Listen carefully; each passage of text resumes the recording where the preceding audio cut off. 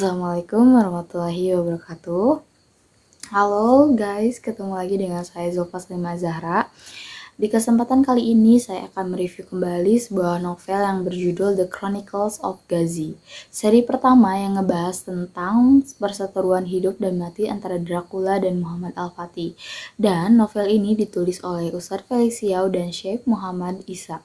Sebetulnya cerita ini adalah cerita asli yang diambil dari sejarah yang nyata dan akurat, tetapi karena gaya bahasa atau gaya penulisan yang ditulis di dalam buku ini adalah seperti novel, maka buku ini termasuk ke dalam cerita novel atau novel sejarah.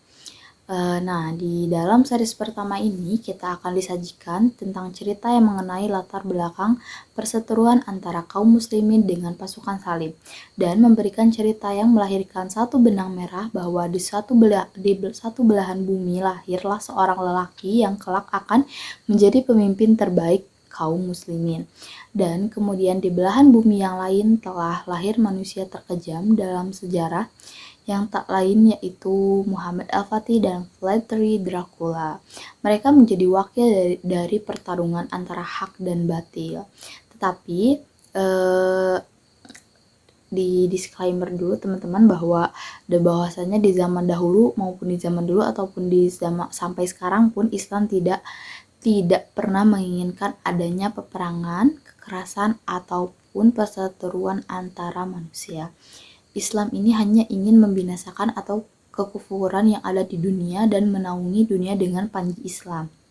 Bahkan awalnya pun ketika Khalifah Utsmani sebelum berhasil mengambil alih daerah Oryahovo yang awalnya di bawah kekuasaan Kristendom, beliau menyeru kepada para pemimpin kafir untuk membuat wilayahnya bernaung dalam Islam, tidak melakukan dengan pemaksaan. Bahkan saat mereka malah memilih untuk berperang dengan kejamnya, pasukan salib itu menargetkan para anak-anak dan wanita yang sedang berlindung dan membunuh mereka dan menghancurkan semua yang ada di kota sampai rata dengan tanah. Lalu, bagaimana dengan pasukan muslim saat berperang?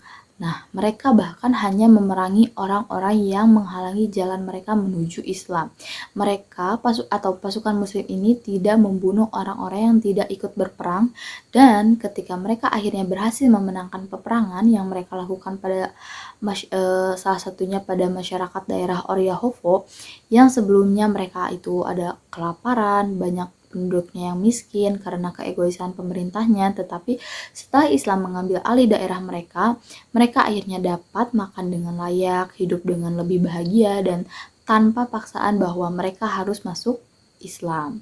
Nah, di novel seri 1 ini belum menceritakan tentang peperangan antara Muhammad Al-Fatih dengan Dracula, tetapi masih menceritakan tentang banyaknya peperangan yang melibatkan Sultan Utsmani yang sangat hebat luar biasa ya, dan tentu saja usaha yang dilakukan oleh kaum Utsmani untuk memerdekakan wilayah-wilayah di bawah penguasaan kafir ini tidak selalu berhasil dan berkali-kali mengalami kegagalan yang disebabkan karena adanya jumlah kurangnya prajurit dan adanya anggota yang menjadi pengkhianat, sehingga perang besar yang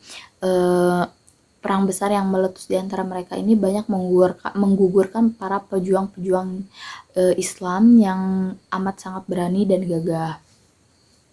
Dan kaum Utsmani ini selalu belajar dari kekalahan yang ada ya.